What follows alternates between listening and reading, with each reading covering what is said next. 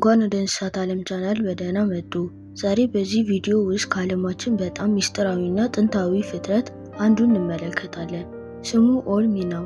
ይህ ፍጡር በጨለማ ዋሻዎች ውስጥ የሚኖር ዓይን የሌለው እና ለብዙ መቶ ዓመታት የሚኖር አስገራሚ ሰላማንደር ነው። አንዳንዶቹ የዋሻ ሰው ወይም የጨለማ እንስሳ ይሉታል። በዚህ ቪዲዮ ውስጥ ስለ ሕይወቱ፣ ስለ ችሎታው እና ስለ ሚስጥሮቹ ሁሉ በዝርዝር እንነጋገራለን።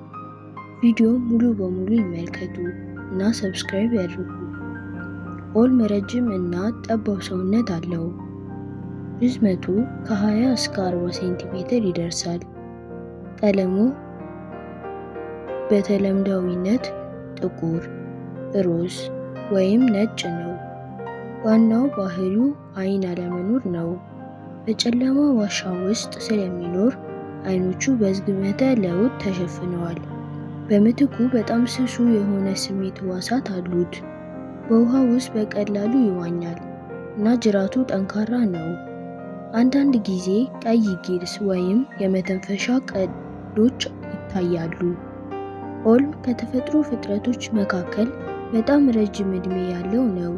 እስከ 100 ዓመት ወይም ከዚያ በላይ ሊኖር ይችላል። ይህ በጨለማ ዋሻ ውስጥ በቀዝቃዛ ውሃ ውስጥ በመኖሩ ነው። መራባቱ ቀርፋፋ ነው። ሴቶቹ እንቁላል ይጥላሉ እና ጫጩቶቹ በውሃ ውስጥ ያድጋሉ። በጨለማ ውስጥ ስለሚኖር ምግብ በትንሹ ይበላሉ እና ለብዙ ወራት ሳይበሉ ሊቆዩ ይችላሉ። ኦልም የዓለማችን በጣም ሚስጥራዊና ጥንታዊ እንስሳ ነው። ጥበቃን ይደግፉ። ይህ ቪዲዮ ከተመቸው ላይክ ያድርጉ፣ ሰብስክራይብ ያድርጉ።